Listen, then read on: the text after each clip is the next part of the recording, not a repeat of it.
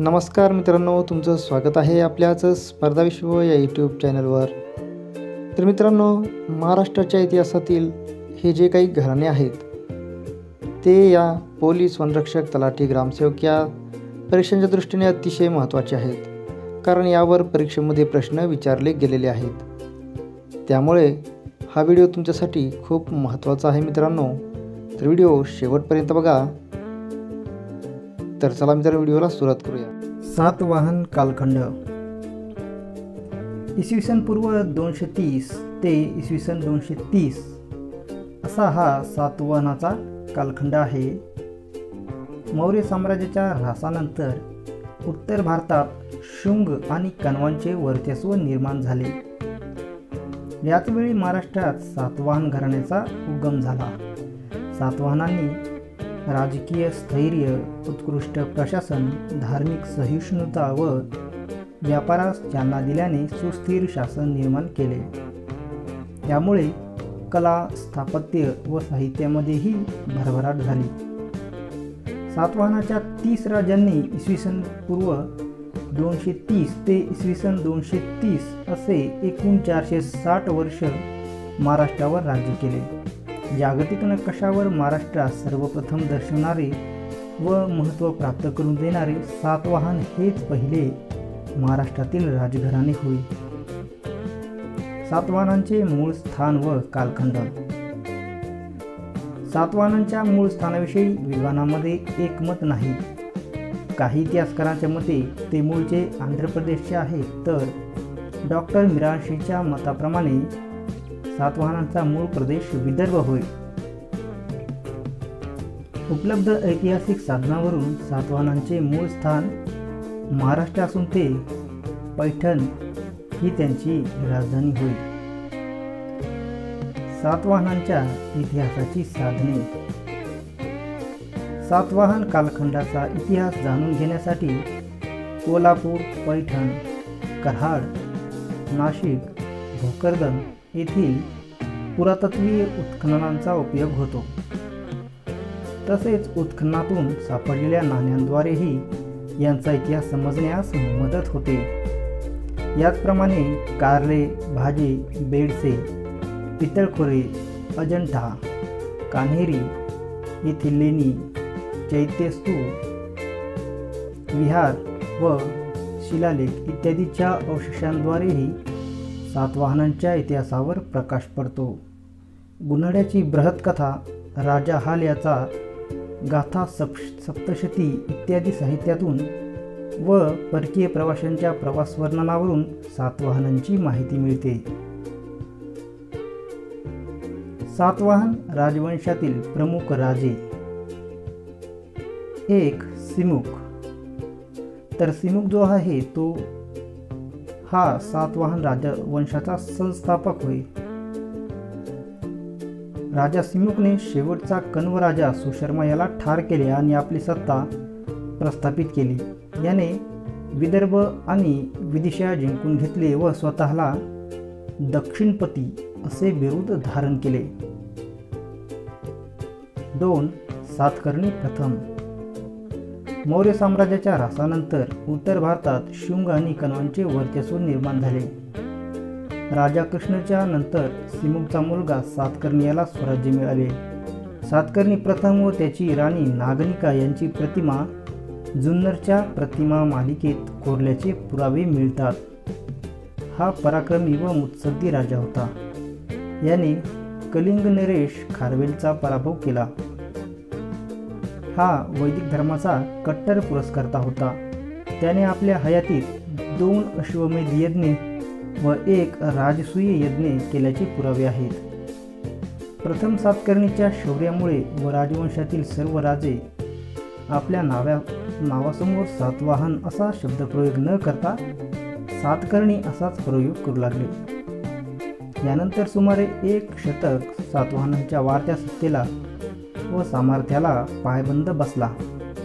सातकर्णीनंतर शकांच्या आक्रमणापुढे सातवाहनांचे राज्य दुर्बल बनले.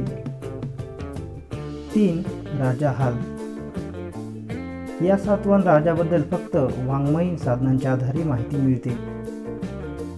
याने प्राकृत भाषेला राजाश्रय देऊन गाथा सप्तशती हा प्राकृत काव्य संग्रह रचल्याची माहिती मिळते. 4. गौतमीपुत्र सातकर्णी. गौतमीपुत्र सातकर्णीने सातवाहन सत्तेचे पुनरुज्जीवन केले. माळव्यापासून दक्षिणेकडील नाशिक प्रशस्तीमध्ये आपल्या मुलाचे वर्णन करताना त्रिसमुद्र तोये पित्तवाहन म्हणजेच ज्याचे घोडे तिन्ही समुद्राचे पाणी प्यायले आहेत असे गौरवपर उद्गार गौतमी बलश्री हिने काढले आहेत. कानडी मुलकापर्यंत त्याचे साम्राज्य पसरले होते. याने शक, पल्लव, यवन यांचा पराभव केला. क्षत्रप राजा नहपानचा पराभव करून सातवाहनांची प्रतिष्ठा वाढवली व दरारा निर्माण केला. आईबद्दल असलेल्या आदरामुळे त्याने स्वतःच्या नावापूर्वी आईचा आवर्जून उल्लेख केलेला दिसतो. 5. यज्ञश्री सातकर्णी. हा सातवाहन घराण्यातील शेवटचा मोठा राजा होय. शकांनी यापूर्वी जिंकून घेतलेला प्रदेश त्याने परत जिंकून घेऊन आपले साम्राज्य वाढविले.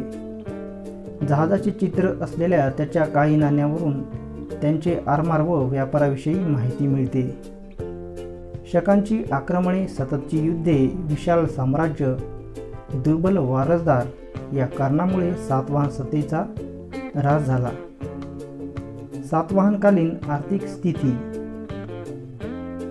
1. शेती. तर सातवाहनांचा काळ हा महाराष्ट्राच्या इतिहासात आर्थिक समृद्धीचा होता. या काळात शेती हा लोकांचा प्रमुख व्यवसाय होता. उत्पादनाचा 1 भाग भूमिकर म्हणून शेतकरी राजाला देत असत. शेतीस पाणीपुरवठा करण्यासाठी तलाव, कालवे व विहिरी खोदल्या जात. बृहत संहितामध्ये खरीप व रब्बी पिकांचा उल्लेख केला आहे. शेतीबरोबरच दूध व मांस यासाठी पशुपालन हा व्यवसाय केला जाई. गाय, बैल, घोडा, गाढव, खेचर, बकरी, मेंढी, कुत्रा, हत्ती, उंट हे प्राणी पाळले जात असत.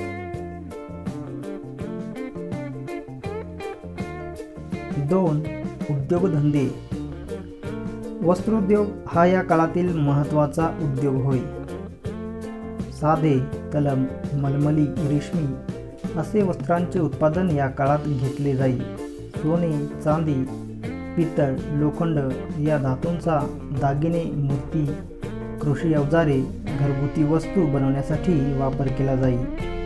सातवाहन राजांच्या प्रोत्साहनामुळे परकीय व्यापार मोठ्या प्रमाणावर चालत होता व यामुळे भडोट, सोपारा ही बंदरे व पैठण, तेर सारखी शहरे प्रसिद्धीस आली. सातवाहनकालीन धार्मिक स्थिती. सातवाहन राजे हे वैदिक धर्माचे अनुयायी व पुरस्कर्ते होते. यांनी अश्वमेध व राजसूय यज्ञ करून यज्ञ परंपरेचे पुनरुज्जीवन केले. यज्ञ प्रसंगी भरपूर दान धर्म केला जाई. सूर्यपूजा, यक्षपूजा, मातृदेवता, नागदेवता इत्यादींना या काळात महत्त्व प्राप्त झाले. शैव व वैष्णव धर्माबरोबरच बौद्ध धर्माचाही विकास झाल्याचे दिसून येते. बौद्ध भिक्षूंसाठी अनेक विहार व स्तूप बांधून त्यांच्या उदरनिर्वाहाचीही व्यवस्था केली जाई. सातवाहनकालीन सामाजिक परिस्थिती. सातवाहन काळात वर्णाश्रम व्यवस्था प्रचलित होती. ब्राह्मण, क्षत्रिय, वैश्य व शूद्र या 4 वर्णांचा त्यात समावेश होता. त्यांची कर्तव्य व अधिकार ठरलेले असत. वर्णव्यवस्थेचे रूपांतर जातीव्यवस्थेत झाले. जातीचे पोटजाती व उपजातीमध्ये भेद निर्माण झाले. 16 संस्कारांना महत्त्वाचे स्थान प्राप्त झाले होते. सातवाहन काळात एकत्रित कुटुंब पद्धती प्रचलित होती. लोक शाकाहारी व मांसाहारी अन्न आहारात घेत असत. या काळातील शिल्पकला, चित्रकला व उत्खननित वस्तूंवरून त्यांची सौंदर्यदृष्टी स्पष्ट होते. यामध्ये बांगड्या, ताईत, मणी, कर्णभूषणे, पैंजण, अंगठ्या यांचा समावेश होतो. शिकार, द्वंद्व, रथशर्यती, कोंबड्यांची झुंज, सोंगाट्या, फुगडी, गायन, वाद्य, नृत्य, सारीपाट ही मनोरंजनाची साधने होती. सातवाहनकालीन प्रशासन व्यवस्था. 2000 वर्षापूर्वी वाहतुकीच्या सोयी नसताना सातवाहन राजांनी 460 वर्षे उत्कृष्ट प्रशासनामुळे महाराष्ट्रावर राज्य केले. रज्जक, अमात्य, सचिव अशा मंत्र्यांची नेमणूक राजांच्या मदतीसाठी केली जाई. सातवाहनकालीन प्रशासनातील शेवटचा घटक ग्राम होय. गावाच्या प्रमुखास ग्रामणी किंवा ग्रामपती, ग्रामकूट म्हटले जाई. अमात्य, सचिव अशा मंत्र्यांची नेमणूक राजाच्या मदतीसाठी केली जाई. सातवाहनकालीन कला व स्थापत्य. परकीय बाजारपेठांत भारतीय वस्तूंना महत्त्व असल्यामुळे पैठण, तेर, भोकरदन, कोल्हापूर अशा कला केंद्रांचा उदय झाला. येथे कलाकुसरीच्या वस्तू, हस्त कारागिरीच्या वस्तू बनवल्या जात. सातवाहनकालीन कलेमध्ये प्रामुख्याने वास्तू, शिल्प, स्थापत्य आणि चित्रकलेचा समावेश होतो. स्तूपाची निर्मिती ही गौतम बुद्ध व बोधिसत्व प्राप्त केलेल्या साधू पुरुषांच्या अवशेषांचे व स्मृतीचे जतन करण्यासाठी केली जाईल. स्तूप हे आकाराने अर्धगोलाकार असून या काळातील स्तूप अजंठा, कार्ले, भाजे, नाशिक येथील लेण्यात आढळून येतात. बौद्ध भिक्खूंच्या प्रार्थनास्थळाला चैत्यग्रह म्हणतात. बौद्ध भिक्खूंच्या निवासासाठी विहारांची निर्मिती करण्यात आली. सातवाहनकालीन भित्तिचित्राचे नमुने अजंठा, कार्ले, भाजे, जुन्नर, पितळखोरा इत्यादी ठिकाणच्या लेण्यांतून पाहावयास मिळतात. अशा प्रकारे सातवाहन काळामध्ये महाराष्ट्राचा सर्वांगीण विकास झाल्याचे दिसून येते. वाकाटक घराणे. सातवाहन साम्राज्याच्या अस्तानंतर वाकाटकांच्या सत्तेचा महाराष्ट्रात उदय झाला. वाकाटक काळात महाराष्ट्राची सामाजिक, आर्थिक व सांस्कृतिक प्रगती झाली. वाकाटक घराण्यातील राजकीय परिस्थिती. अजंठा लेण्यामध्ये वाकाटकांना वाकाटक वंशकेतू असे म्हटले आहे. वायुपुराण व बिदर ताम्रपटातून विंध्य शक्ती याला वाकाटक घराण्याचा संस्थापक असे म्हटले आहे. विंध्य शक्तीच्या मृत्यूनंतर त्याचा पुत्र प्रथम प्रवरसेन याने इसवी सन 270 ते इसवी सन 330 पर्यंत 60 वर्षे राज्य केले. हा या घराण्यातील सर्वात बलशाली राजा होय. याने कोल्हापूर, सातारा, सोलापूर, दक्षिण कोसल, कलिंग व आंध्र हा भाग आपल्या वर्चस्वाखाली आणला. हा वैदिक धर्मानुसारी असून याने 4 अश्वमेध यज्ञ केले. प्रवरसेनच्या मृत्यूनंतर त्याच्या साम्राज्याची विभागणी गौतमीपुत्र व सर्वसेन या पुत्रामध्ये झाली. वाकाटक घराण्यातील ज्येष्ठ शाखा. प्रवरसेन पुत्र गौतमीपुत्र यांचा मुलगा पहिला रुद्रसेन जो समुद्रगुप्ताचा समकालीन होता, समुद्रगुप्ताशी याने सलोख्याचे संबंध ठेवले. यानंतर याचा पुत्र पृथ्वीसेन हा राजा बनला.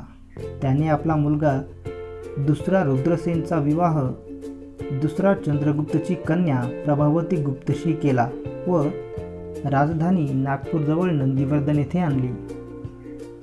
इसवी सन 490च्या सुमारास वाकाटकांची ज्येष्ठ शाखा ही वत्सगुल्म शाखेत विलीन झाली. तर वत्सगुल्म शाखा याविषयी माहिती बघूयात. पहिल्या प्रवरसेनचा द्वितीय पुत्र सर्वसेन याने राजधानी वत्सगुल्म जे की सध्याचे वाशिम आहे येथे स्थापन केली. सर्वसेन हा उत्तम कवी होता.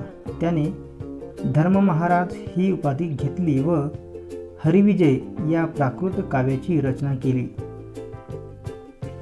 यानंतर दुसरा विंध्यशक्ती, दुसरा प्रवरसेन, देवसेन व हरिसेन असे राजे होऊन गेले.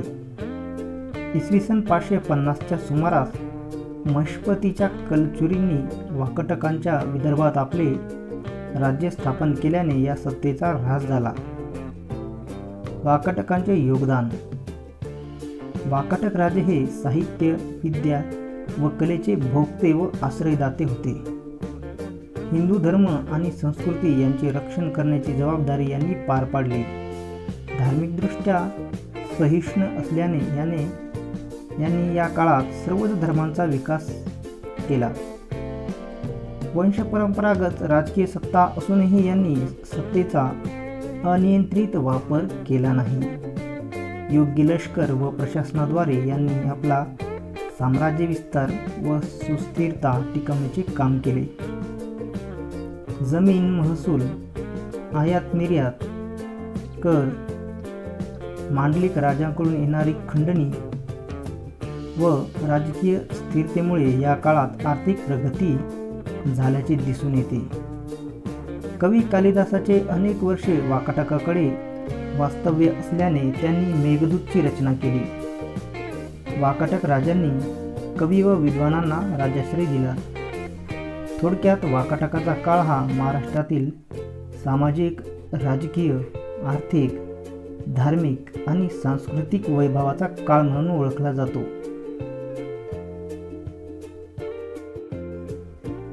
बदामीचे चालुक्य घराणे.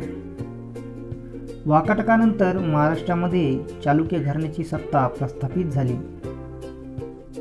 बदामीचे चालुक्य घराण्यातील राजकीय परिस्थिती. बदामीच्या चालुक्य घराण्यातील पहिला राजा जयसिंग हा होय. पहिला पुलकेशी हा या घराण्यातील बलशाली राजा होय. याने अश्वमेध यज्ञ केला. साम्राज्याची व वातापी या राजधानीची पायाभरणी यांनीच केली. कीर्तिवर्मन हा एक पराक्रमी राजा बदामीच्या चालुक्य घराण्यात होऊन गेला. त्याने आपल्या 11 वर्षांच्या काळात कदंब व नल राजांचा पराभव केला. अनेक राजांना आपले मांडलिक बनवले. कीर्तिवर्मनचा लहान भाऊ मंगलेश हा गादीवर आला. याने कलचुरी व रेवती राजांचा पराभव केला. मंगलेशच्या कारकिर्दीच्या शेवटच्या काळात झालेल्या यादवी युद्धात त्याचा पुतण्या दुसरा पुलकेशी विजयी होऊन गादीवर आला. दुसरा पुलकेशी हा या घराण्यातील सर्वात पराक्रमी व बलशाली राजा होय. वारसा हक्काकरिता राजकीय अस्थिरता निर्माण झाली होती, परंतु दुसऱ्या पुलकेशीने सामंत व मांडलिक राजांवर पकड निर्माण केली. सैन्यव्यवस्था बळकट बनवली. दुसरा पुलकेशी याने मौर्य, कलचुरी, नल, राष्ट्रकूट, कदंब, गंग, आलूप वगैरे राजांचा पराभव करून महाराष्ट्र, कोकण, माळवा, विदर्भ इत्यादी प्रांत जिंकून घेतले. याचवेळी उत्तर भारतातील प्रभावशाली व सामर्थ्यवान राजा हर्षवर्धन याचे आक्रमण झाले, परंतु या झालेल्या युद्धात हर्षवर्धनचा पराभव करून चालुक्य राजा दुसरा पुलकेशीने आपले श्रेष्ठत्व सिद्ध केले. ऐहोळीतील शिलालेखात रविकीर्ती याने दुसऱ्या पुलकेशीवर मिळवलेल्या विजयाची माहिती मिळते. यानंतर त्याने कलिंग व कोसल हे देशही जिंकले. पल्लव राजा नरेंद्रसिंग वर्मा याने पुलकेशीचा पराभव केला व या युद्धात द्वितीय पुलकेशी मारला गेला. यानंतर पहिला विक्रमादित्य, विनयादित्य, विजयादित्य दुसरा व कीर्तिवर्मन हे राजे झाले. दुसरा कीर्तिवर्मन हा या घराण्यातील शेवटचा राजा होय. राष्ट्रकूट राजा कृष्ण प्रथम याने याचा पराभव करून ही सत्ता संपुष्टात आणली. कल्याणीचे चालुक्य. राष्ट्रकूटांनी बदामीच्या चालुक्याचा पराभव करून महाराष्ट्रात स्वतःचा एकछत्री अंमल सुरू केला. राष्ट्रकूट राजा दुसरा कर्क याच्या काळात चालुक्य मांडलिक सरदाराने आपले स्वतंत्र राज्य जाहीर केले. याने चोल, चेदी, कुंतल, ओरिसा येथील राजांचा पराभव केला. या घराण्यातील सत्याश्रय, पहिला विक्रमादित्य, जयसिंग प्रथम, पहिला सोमेश्वर असे काही राजे होऊन गेले। चौथ्या सोमेश्वरच्या काळात यादवांनी यांचा पराभव करून चालुक्य सत्तेचा शेवट केला। चालुक्यांचे योगदान। चालुक्यांच्या दोन्ही शाखांमधील राजे हे कला, साहित्य व विद्येचे उपासक होते। अनेक विद्वान त्यांच्या दरबारात होते। चालुक्य राजांच्या काळात दक्षिणेत संस्कृत व कन्नड भाषेत मुबलक साहित्य निर्माण झाले। कवी बिल्लन चे विक्रमांक, देवचरित, विज्ञानेश्वराचे मिताक्षरा, पंपाचे पंपरामायण, सोमेश्वर तिसरा यांचे मानसोल्लास अशा अनेक ग्रंथांची निर्मिती झाली। या काळातील वास्तुशिल्पे आजही त्यांच्या वैभवाची साक्ष देतात। बदामी, हंपी, ऐहोळ, पट्टदकल्ल, श्रवणबेळगोळ येथील मंदिरे यांच्या स्थापत्याची प्रगती दर्शवतात। ही सर्व मंदिरे द्रविड शैलीची आहेत। चालुक्य हे वैष्णवपंथी असले तरी धर्मसहिष्णुतेचे धोरण त्यांनी अवलंबलेले दिसून येते। चालुक्यांनी सामाजिक, धार्मिक, आर्थिक व कला स्थापत्याच्या दृष्टीने केलेले कार्य उल्लेखनीय आहे। राष्ट्रकूट घराणे। चालुक्य घराण्याच्या ऱ्हासानंतर इसवी सन 753च्या सुमारास राष्ट्रकूट राजे महाराष्ट्रावर सत्तारूढ झाले। प्रारंभी हे चालुक्यांचे सामंत होते। राष्ट्रकूटांची नंदीवर्धन, सातारा जिल्ह्यातील मान व मराठवाड्यातील लातूर व कंधार येथे सत्ता केंद्रे निर्माण झाली। यापैकी लातूर येथील सत्तेने ऐतिहासिक नावलौकिकता मिळवली। राष्ट्रकूट घराण्याचा संक्षिप्त इतिहास आपल्याला पुढील प्रमाणे सांगता येईल। राजकीय इतिहास। दंतीदुर्ग हा या घराण्याचा संस्थापक राजा होय। दंतीदुर्ग हा या घराण्याचा संस्थापक राजा। प्रारंभी हा गुजरातमधील चालुक्यांचा सामंत अधिकारी होता। चालुक्यांच्या दुर्बळ उत्तराधिकारी राजांचा फायदा घेत याने आपल्या स्वतंत्र राज्याची स्थापना केली। उत्तरेस नर्मदेपासून ते दक्षिणेस तुंगभद्रेपर्यंतचा प्रदेश जिंकून आपला साम्राज्य विस्तार केला। दंतीदुर्गनंतर त्याचा चुलता कृष्ण प्रथम हा गादीवर आला। त्याने 18 वर्षे राज्य केले व चालुक्यांची उरलेली सत्ता समूळ नष्ट केली। कृष्ण प्रथम या राजाने जगप्रसिद्ध असलेले वेरूळ येथील कैलास मंदिर बांधले। यावरूनच त्याची वैभव संपन्नता दिसून येते। राजा कृष्णनंतर त्याचा पुत्र गोविंद दुसरा व त्यानंतर राजा ध्रुव हे गादीवर आले। याने आपल्या 13 वर्षाच्या काळात राष्ट्रकूटाचा उत्तर भारतात प्रभाव वाढवला। यानंतर राजा बनलेल्या गोविंद तिसरा याने कन्नौजचा सम्राट नागभट्ट व त्याच्या मित्रसंघावर हल्ला करून त्यांचा पराभव केला।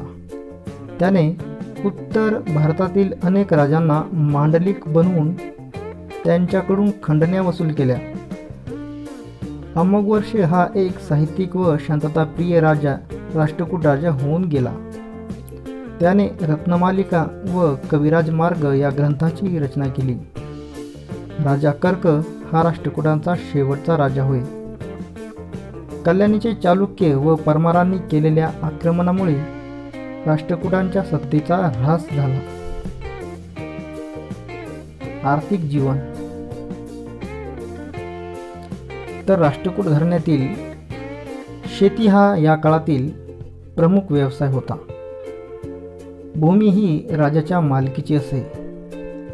शेतसारा, महसूल हे राजाच्या उत्पन्नाचे प्रमुख साधन असल्याने त्याची मोजणी, पाणीपुरवठा यास पतपुरवठा यासाठी राजाकडून मदतीची उदाहरणे मिळतात।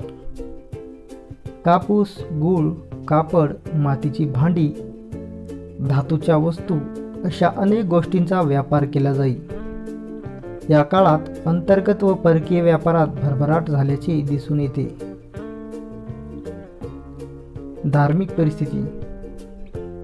राष्ट्रकूट राजे हे जैन धर्माचे अनुयायी होते. तरीही त्यांनी हिंदू मंदिरे बांधून शैव व वैष्णव धर्मालाही राजाश्रय दिलेला होता. बौद्ध विहार बांधल्याचेही दाखले मिळतात. थोडक्यात राष्ट्रकूट राजे हे धार्मिकदृष्ट्या सहिष्णुता बाळगणारे होते. सामाजिक परिस्थिती. चातुर्वर्णीय व जाती व्यवस्था या काळातही होती. या काळात जातीव्यवस्था तीव्र असल्याचे दिसून येते. एकत्रित कुटुंब पद्धती या काळात अस्तित्वात होती. ब्राह्मण, क्षत्रिय, वैश्य व शूद्र अशा 4 वर्णातून निर्माण झालेल्या जाती व तिच्या पोटजातीमध्ये हा समाज विभागला गेला होता. आंतरजातीय व एक गोत्रविवाह होत नसे. या काळातील लोक गहू, ज्वारी, बाजरी, नाचणी, तांदूळ, मूग इत्यादी अन्नाचे सेवन करत तसेच मांसाहारी करत. राष्ट्रकूटांच्या काळातील कला व स्थापत्य. राष्ट्रकूट काळात कला व स्थापत्य क्षेत्रामध्ये उल्लेखनीय प्रगती झाल्याचे तत्कालीन मंदिर व शिल्पातून दिसून येते.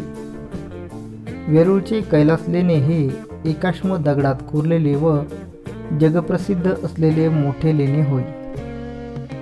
थोडक्यात राष्ट्रकूटांच्या काळात महाराष्ट्राची सामाजिक, आर्थिक व सांस्कृतिक प्रगती झाल्याचे स्पष्ट होते. शिलाहार घराणे. शिलाहार राजे प्रथम राष्ट्रकूटांचे व नंतर चालुक्य व यादवांचे अंकित म्हणून राहिले. चालुक्य राजा दुसऱ्या पुलकेशीने आपला मुलगा चंद्रादित्य या सामंत म्हणून इसवी सन 630च्या सुमारास नेमले व चांदोर, जे की सध्याचे चंद्रपूर आहे, ही राजधानी बनवली.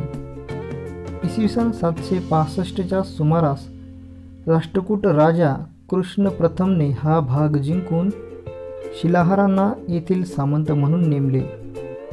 शिलाहारांनी गोमंतक येथील वलीपट्टण येथे आपली राजधानी बनवली. शिलाहारांची महाराष्ट्रात दक्षिण कोकण, उत्तर कोकण आणि कोल्हापूर या 3 ठिकाणी सत्ता केंद्रे निर्माण झाली. दक्षिण कोकणचे शिलाहार. या घराण्याचा मूळ संस्थापक विद्याधर जिमूतवाहन हा असून उस्मानाबाद जिल्ह्यातील तगर किंवा तेर हे त्यांचे मूळ स्थान होय. या घराण्याचा संस्थापक विद्याधर जिमूतवाहन हा असून उस्मानाबाद जिल्ह्यातील तगर हे त्यांचे मूळ स्थान होय. सोनेरी गरुड पक्षाचे चिन्ह हे जिमूतवाहन राजघराण्याच्या निशाण्यावर असल्याचे दिसून येते. सनफुल्ल, धम्मियार, अवसर पहिला, इंद्राज, अवसर तिसरा, रठ्ठराज असे काही राजे या घराण्यात होऊन गेले. खारेपाटण, ताम्रपटातील रठ्ठराज हा शेवटचा राजा असल्याचे दिसून येते. उत्तर कोकणचे शिलाहार. दक्षिण कोकणातील शिलाहारापेक्षा कमी प्राचीन असलेले घराणे म्हणजे उत्तर कोकणचे शिलाहार होय. कपर्दी हा या घराण्याचा मूळ पुरुष होय. प्रारंभी हा राष्ट्रकूटांचा मांडलिक होता. या घराण्यातील राजामध्ये पुल्लशक्ती, झंज, पहिला व दुसरा वज्जड, चित्तराज, अपरार्क पहिला, मल्लिकार्जुन व सोमेश्वर असे अनेक राजे होऊन गेले. उत्तर कोकणच्या शिलाहार राजांची प्रथम राजधानी दंडराजापुरी, नंतर ठाणे व काही काळ घारापुरी असल्याचे संकेत मिळतात. कोल्हापूरचे शिलाहार. शिलाहारांचे तिसरे घराणे कोल्हापूर, मिरज, कराड व कोकणच्या काही भागावर राज्य करत होते. सुवर्ण गरुड ध्वजाचे चिन्ह यांनीही राजघराण्याची निशाणी म्हणून वापरल्याचे दिसते. जतीग हा या घराण्याचा मूळ पुरुष असून तो प्रारंभी राष्ट्रकूटांचा मांडलिक होता. या घराण्यातील अन्य राजांमध्ये न्यायवर्मा चंद्र जतिक दुसरा, मारसिंह दुसरा, गुहद पहिला भोज, बल्लाळ, गंडारादित्य, विजयादित्य व दुसरा भोज असे राजे होऊन गेले. दुसरा भोज हा या घराण्यातील प्रसिद्ध राजा होऊन गेला. त्याने कोल्हापूर, वळीवडे व पन्हाळा या राजधान्या बनवल्याचा उल्लेख शिलालेखात सापडतो. याने दान दिल्याचा एक शिलालेख कोल्हापूरच्या अंबाबाईच्या मंदिरात असून त्याची लिपी देवनागरी व भाषा संस्कृत आहे. याने बावडा, भुदरगड, खेळणा, पन्हाळा, पावनगड, सामनगड व वाईजवळील पांडवगड असे 15 किल्ले बांधल्याचा उल्लेख सापडतो. शिलाहारांचे योगदान. शिलाहारकालीन समाज हा ब्राह्मण, क्षत्रिय, वैश्य व शूद्र या वर्णामध्ये विभागला होता. जातीनिहाय व्यावसायिक केले जात. भोजनामध्ये शाकाहारी व मांसाहारी अन्नाचा समावेश असे. सुतार, लोहार, कुंभार, चांभार, पाथरट यांच्या उद्योगाबरोबरच धातू उद्योग, कापड उद्योग, हस्तिदंती उद्योगही या काळात चालत असत. शेती हा या काळातील लोकांचा प्रमुख व्यवसाय होता. शिलाहार राजे जैन धर्माचे अनुयायी होते. त्यांनी कोल्हापूर, खिद्रापूर येथे जैन मंदिरे बांधल्याचे उल्लेख मिळतात. हे धर्मसहिष्णू राज्य होते. त्यांनी हिंदू धर्मीयांसाठी मंदिरे व बौद्ध भिक्खूच्या निवासासाठी विहारे बांधली. अशा प्रकारे शिलाहार राजांनी सामाजिक, आर्थिक, धार्मिक व सांस्कृतिक क्षेत्रात उल्लेखनीय कार्य केले. गोंड घराणे. प्राचीन महाराष्ट्रामध्ये शेवटच्या काळात हुन व मुस्लिम आक्रमणामुळे महाराष्ट्रामध्ये राजकीय अस्थिरता निर्माण झाली. यावेळी महाराष्ट्रात यादवांनी देवगिरी येथे आपली सत्ता प्रस्थापित केली. याच काळात चांदा म्हणजे चंद्रपूर सध्याचे येथे गोंड घराण्याने आपली सत्ता प्रस्थापित केली. गोंड काळातील ऐतिहासिक साधने. 1869 मध्ये मेजर ल्युसी स्मिथने गोंड घराण्याच्या इतिहासावर सर्वप्रथम प्रकाश टाकला. यांनी स्थानिक परंपरा, हस्तलिखिते व मौखिक साधनांद्वारे हा इतिहास लिहिला. शिलालेख व इतर साहित्यिक साधनांद्वारेही गोंड घराण्याच्या इतिहासावर प्रकाश पडतो. या काळातील राजकीय स्थिती. कोलभिल हा या घराण्याचा संस्थापक होय. कोलभिल हा या घराण्याचा संस्थापक होय. त्याने विखुरलेल्या गोंड जमातीला एकत्र करण्याचे व नागवंशीयांविरुद्ध लढा देण्याचे तंत्र शिकवण्याचे काम केले. भीम बल्लाळ सिंहापासून गोंडांचा इतिहास लिखित स्वरूपात पाहावयास मिळतो. याने शिरपूर येथे राजधानी हलवली. केशरसिंगाच्या काळात यांच्या साम्राज्याचा विस्तार भिल्ल देशापर्यंत झाला. या राजांच्या काळात गोंड घराण्याचा सर्वाधिक संपन्नतेचा काळ होता. घोडे व बैल यांच्या संख्येतही या काळात वाढ झाली. दिनकर सिंग हा एक शांतताप्रिय, कला, विद्या व साहित्याचा भोक्ता असलेला राजा या काळामध्ये होऊन गेला. अनेक कवी व विद्वानांना याने आपल्या दरबारात आश्रय दिला. नंतरच्या काळात सुरजा बल्लाळ सिंग हा महत्त्वपूर्ण राजा होऊन गेला. त्याने बनारस व लखनौ येथे जाऊन युद्ध व संगीत या कलांचे शिक्षण घेतले.